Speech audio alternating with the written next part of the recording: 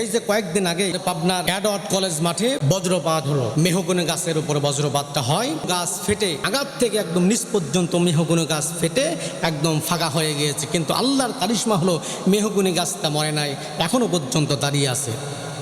প্রিয় ভাইরা, এই যে বজ্রপাত, এই বজ্রপাত সম্পর্কে আল্লাহ পাক রব্বুল আলামিন একটি সূরা নাজিল করে দিয়েছেন। সূরাটার নাম হলো সূরা রাদ। ধরে বলেন আল্লাহু আকবার। রাদ মানে বজ্রপাত। এই বজ্রপাত দিয়ে আল্লাহ পাক রব্বুল আলামিন মানুষের জন্য উপকার রেখেছেন বজ্রপাতের ভিতরে। প্রশ্ন হলো, বজ্রপাত হলে মানুষের উপর বজ্রপাত হলে মানুষ মারা যায়, গাছের উপরে বজ্রপাত হলে গাছ মারা যায়, এরপরে বিভিন্ন রকম পশু পাখির উপর বজ্রপাত হলে ওই পশু পাখিগুলো মারা যায়। কিন্তু এই বজ্রপাত দিয়ে আল্লাহ পাক রব্বুল আলামিন কি উপকার করতে চেয়েছেন?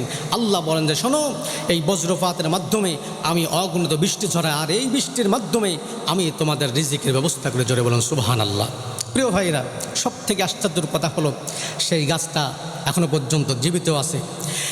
এই খবরটা সোশ্যাল মিডিয়ার মাধ্যমে চতুর্দিকে ছড়িয়ে গেল।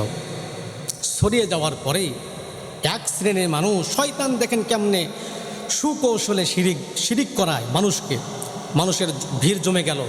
এখন এক শ্রেণীর মানুষ যারা ভণ্ড, নামধারী মুসলমান কিন্তু ভণ্ড, তারা বলতেছেন যে শোনো, আমরা এই গাছের উপরে পানি ঢালি, এই গাছের উপরে পানি ঢেলে অনেকে সেই পানিটা বোতলে করে সংগ্রহ করে বাড়িতে নিয়ে যাচ্ছেন, যে এই জন্য পেটের ব্যথা নাকি ভালো হয়। এরপরে ওই পানি খেলে নাকি সন্তান, যাদের সন্তান হয় না সন্তান হয়। জোরে বলে নাউজুবিল্লাহ। এটা হলো ডাহা শিরিক।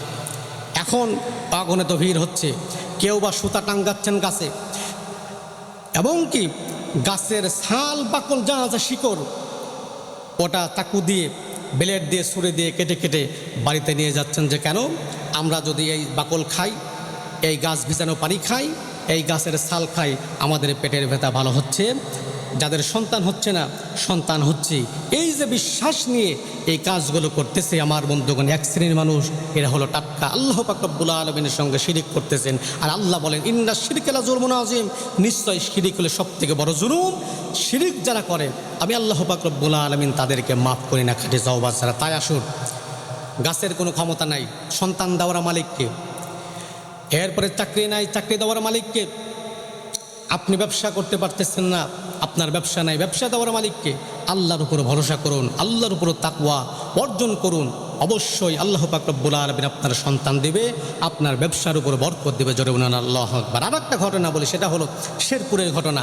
এটা হলো আবার আমাদের পাবনার ঘটনা। একটা হলো শেরপুরের ঘটনা।